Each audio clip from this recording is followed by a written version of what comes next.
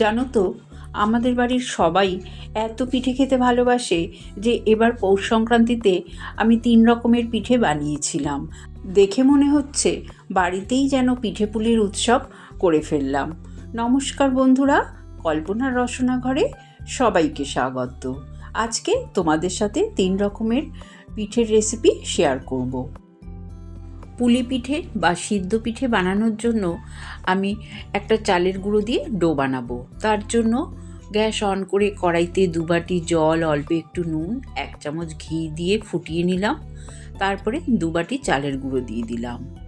এবার চালের গুঁড়োটা দিয়ে নাড়াচাড়া করে গ্যাসের ফ্লেম বন্ধ করে 5 মিনিট ঢেকে রেখে দেব। 5 মিনিট পর একটা বড় বোলের মধ্যে ঢেলে নিলাম।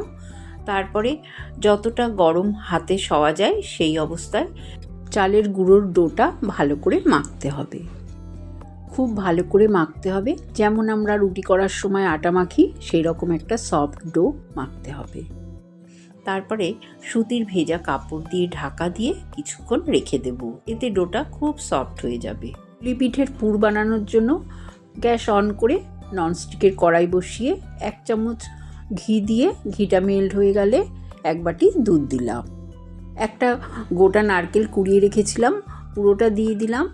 তারপরে 250 গ্রাম খেজুরের গুড় দিয়ে দিলাম।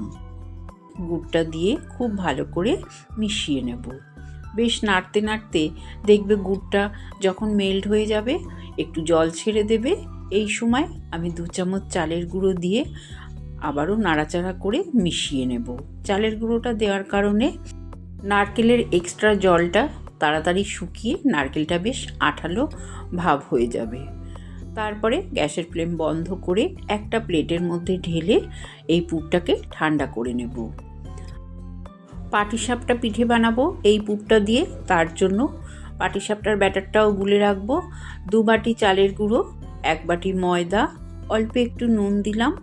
শুকনো উপকরণগুলো ভালো করে মিশিয়ে আমি ঝোলা খেজুরের গুড় দিয়ে দিলাম আর দুধ দিয়ে পাটিসাপটার ব্যাটারটা গুলবো।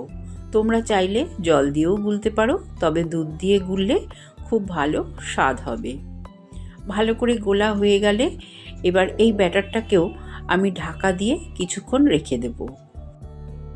ততক্ষণে তোমাদের আমি চালের ডোটা দেখিয়ে দিচ্ছি।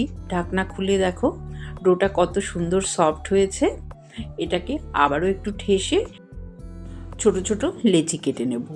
তবে সবগুলো লেচি একবারে কাটবো না, আমি 6টা লেচি কেটে ওই চালের গুঁড়োর ডোটাকে আবারও ভেজা কাপড় দিয়ে ঢাকা দিয়ে রেখে দিলাম। এক একটা করে লেচি নিয়ে বাটির আকারে গড়ে নেব আর 1 চামচ করে নারকেলের পুর দিয়ে দেব। তারপরে 2টো মুখ ভাঁজ করে যেভাবে পুলি পিঠে তৈরি করে আমি সেইভাবে সাইডগুলোকে চেপে চেপে দিয়ে এইভাবে পুলি পিঠের মতন গড়ে নেব। এই নারকেলের পুরটা দিয়ে পুলি পিঠেও যেমনি ভালো হয়, আবার পাটিসাপটা পিঠেও সুন্দর হয়। এখানে আমার পুলি পিঠেগুলো সব করা হয়ে গেছে। এবার গ্যাসে আমি আগে থেকেই জল ফোটানোর জন্য বসিয়ে দিয়েছিলাম। ওপরে একটা ঝাঁঝরি থালা দিয়ে ঝাঁঝরি থালার ওপর আমি এই পুলি পিঠেগুলো দিয়ে দেব। দিয়ে মিডিয়াম ফ্লেমে 7 থেকে 8 মিনিট ভাপিয়ে নেব।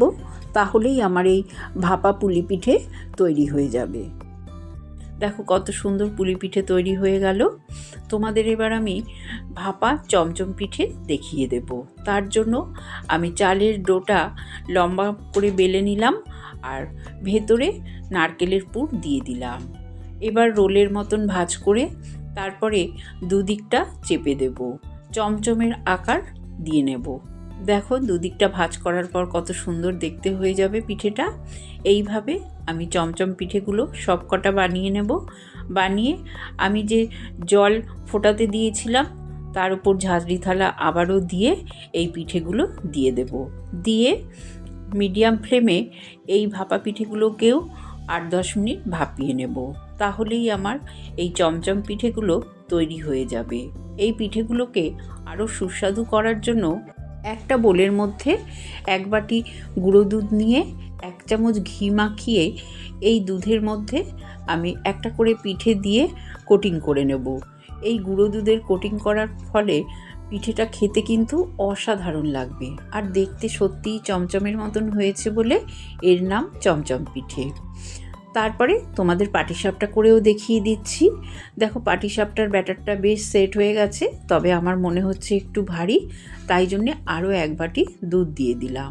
দুধ দিয়ে ব্যাটারটাকে বেশ পাতলা করে নিলাম। দেখো এবার আমি গ্যাস অন করে একটা তাওয়া বসিয়ে দিয়েছি।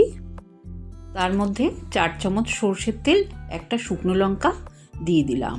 শুকনো লঙ্কাটা বেশ লাল লাল করে ভাজা হয়ে গেলে তুলে একটা বাটিতে তেলটা ঢেলে রেখে একটা বেগুনের বোটা ওই তেলের মধ্যে ডুবিয়ে ভালো করে ফ্রাইং প্যানটা মুছে নিলাম। এবার এক হাতা করে ব্যাটার দিয়ে ব্যাটারটাকে ছড়িয়ে দিলাম। তারপরে যখন টেনে যাবে সেই সময় আমি নারকেলের পুরটা দিয়ে দেবো। পাটিসাপটা করার সময় নারকেলের পুরের সাথে একটু খোয়া ক্ষীর মিশিয়ে দিয়েছিলাম, এতে টেস্টটা ভালো হবে।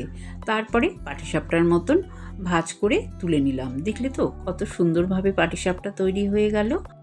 বাড়িতে এই 3 রকম পিঠে বানিয়ে ছোটোখাটো একটা উৎসবই হয়ে গেল, কি বলো? রেসিপিগুলো যদি ভালো লাগে অবশ্যই কমেন্ট করে জানিও।